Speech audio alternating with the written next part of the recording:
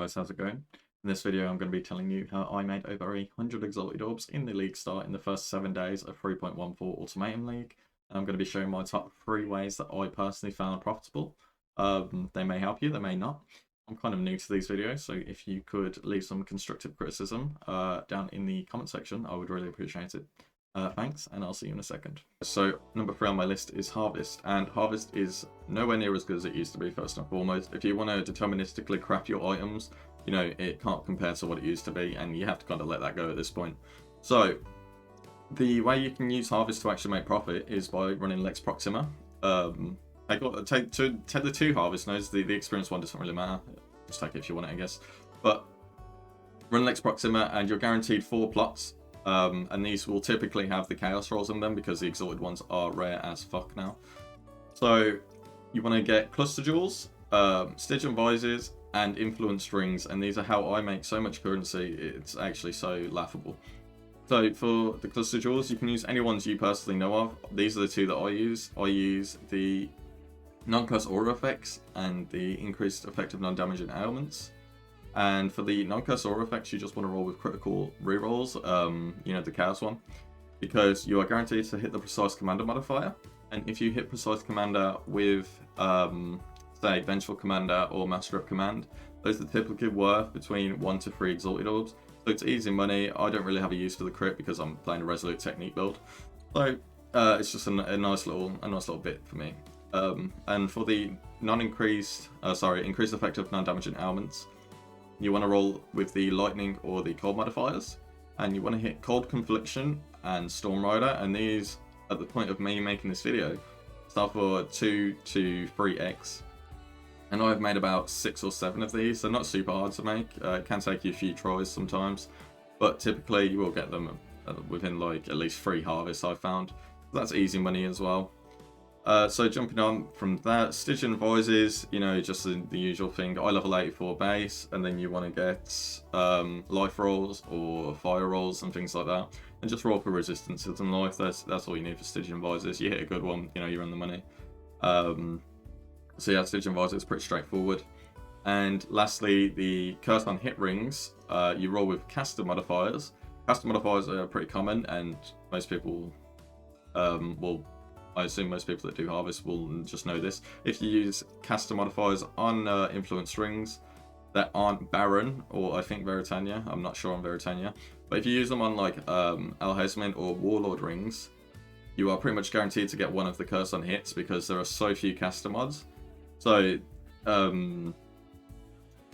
if you roll these with like a steel ring, a Warlord steel ring, and you get vulnerability and you get a tier 1 life, and maybe you get lucky and get like the bleed mod or the added fizz, then those can be extremely good because they're well sought after, especially bleed builds in this meta. I've found quite a lot of them. I'm playing one myself. So yeah, those go for typically about 3 to 5x depending on the mods you hit. But yeah, I mean, a lot of people are saying Harvest is garbage, but I'm making money. You can make money too. So yeah, I will just let this run for a little bit just to show you how easy it is, because in this clip actually I bought some of the cluster jewels and non-damaging ones because, as you can see in my horticrafting, I've saved up a bunch of crit and cold and lightning because those are the ones that I've been using to make money. And you're just going to see me try and roll this here. So I'm looking for cold conduction and storm rider, and there it is. Easy money, you know what I mean? Price checking it, 2 exalted orbs, money in the bank. So yeah, on to the second one. Okay guys, so number 2 on my list is Betrayal, and everybody knows that Betrayal is profitable. Everybody knows that it's one of the most profitable, and it has been for a long time. Last league it was being out by Zana because of Harvest being, you know, god tier, absolute perfect. But in this league it's probably back to being number 1, probably next to Alva. And so the way I did this at league start, okay, because they nerfed the master missions, right? So you don't get as many master missions as you used to, which made it very hard to do things like Betrayal and Bestiary and such at the start of the league. But if you look at the Haywire Hamlet passives, you'll see one called Intelligence Gathering, and I'm pretty sure nobody takes this ever because it is pretty crap. But at league start, when you're struggling with missions, it is pretty damn good. So what it does If you complete a map in Hayward Hamlet, you get 10 intelligence for a random Immortal Syndicate safe house. And yeah, you might be thinking, wow, that's useless. Like, you don't get you don't get the masters up or anything like that. But at League Start, it doesn't matter what level your masters are. If you can do a few missions and get them up to like level 3, like, even if you just do 2 or 3 missions, and then you just continuously get intelligence from running low tier maps, that's absolutely fine. Because, you know, you're going to get free loot at the end of it for doing absolutely nothing. You just get a safe house every now and then. And this is what I was doing. So you get intervention, which will give you scarabs, and scarabs are worth a lot, especially at League Start when nobody has them. People that are way ahead and want to juice up a little bit will buy them. And you can also get, you know, things from research, even Hillock, like free quality and your gear this early is very nice. Like 26% on your weapon, easy DPS. But so things like Varici, white sockets to help you out with recoloring, it's perfect, honestly. So I was doing that to start with, running them over and over until I got my first Katarina. And Katarina has been changed drastically now. She's actually good. So what Katarina does is she gives +1 level to all members in the Immortal Syndicate. And this is all members, not all leaders.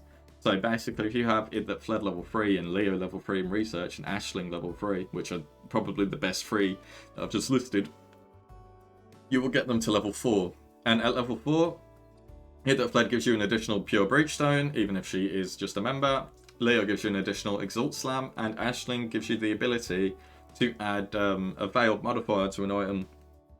And if you've seen the patch notes, or if you've just played the game, you'll realise that Ashling is broken. Honestly, at level 4, if you get a veiled modifier to an item, they're ridiculous. Like, they've been buffed so much that the only way to obtain them is through Ashling on your own items.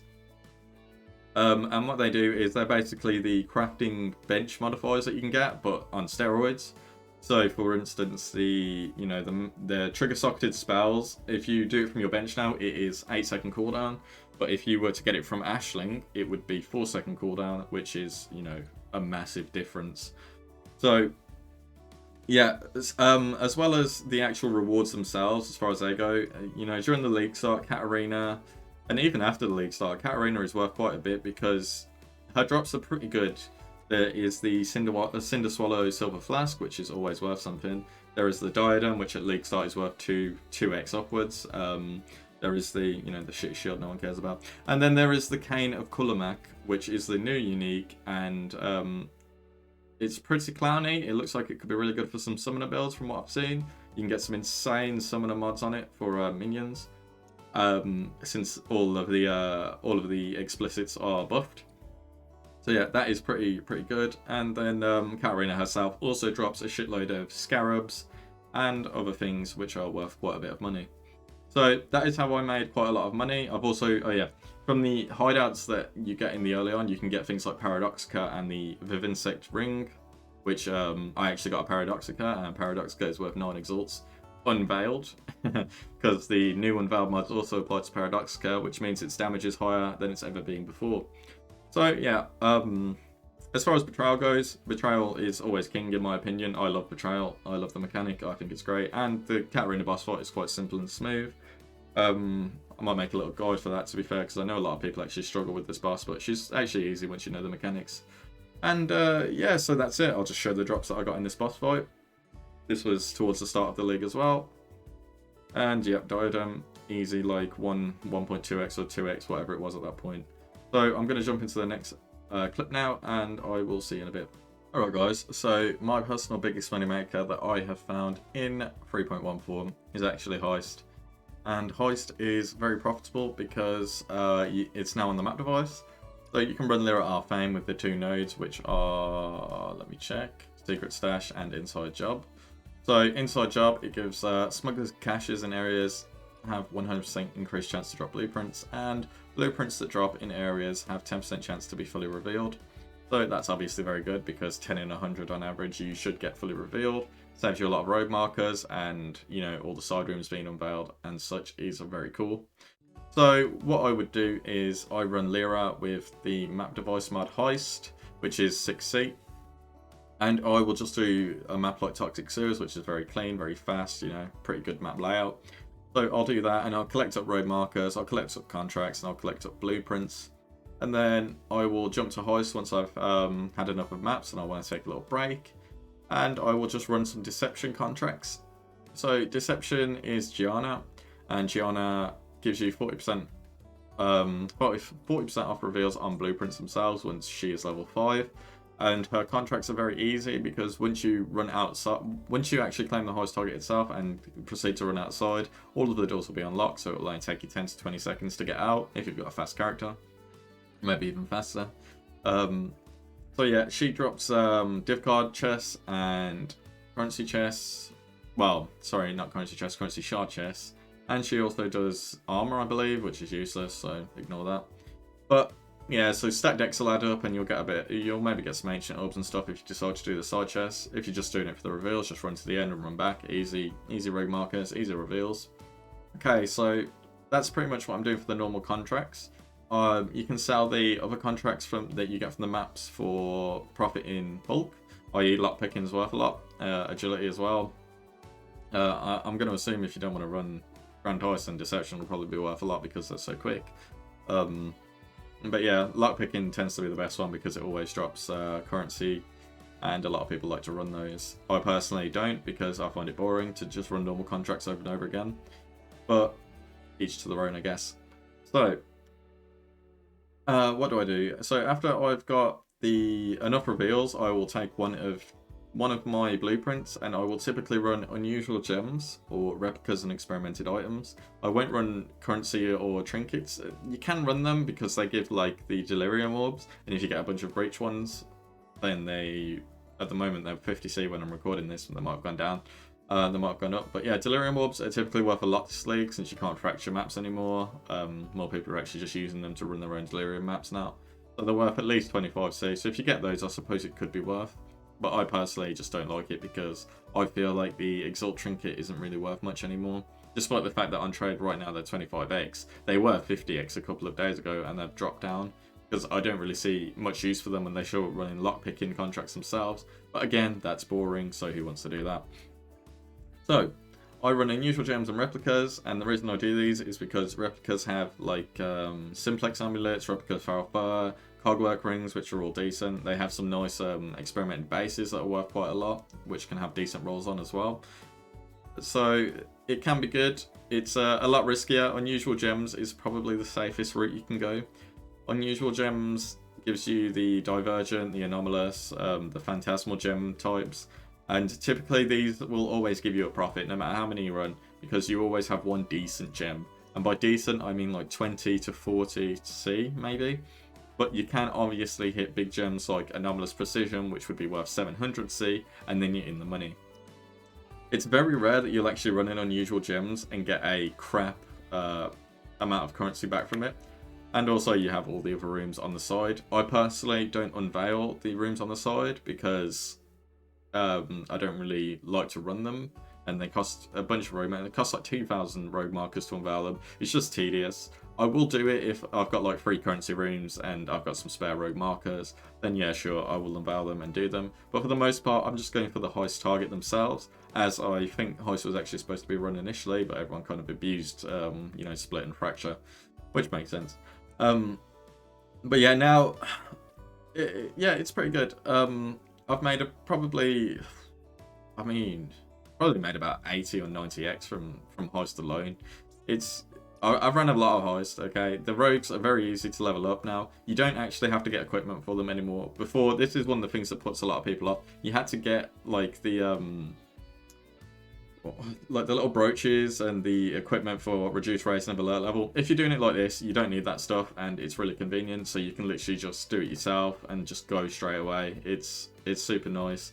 If you want to open chests and get a trinket, then you do you. That's your choice. I personally don't like that, but each to their own, as I said.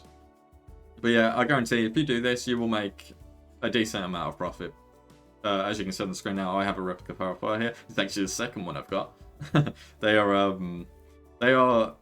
Well, they feel super common to me because I've had quite a few of these over the past leagues as well. But yeah, I've always found that these Grand Heists are quite well to me, so that is personally the best way that I've made money this league. and I hope it helps you. I hope you enjoy it. If not, you know, each their own. But yeah, I'm gonna skip to a little outro thingy now, and I'll see you in a second. Hey guys, this is the end of the video. Cheers for watching. I'm just showing off the Paradox card that I did get from the Betrayal earlier on in the league.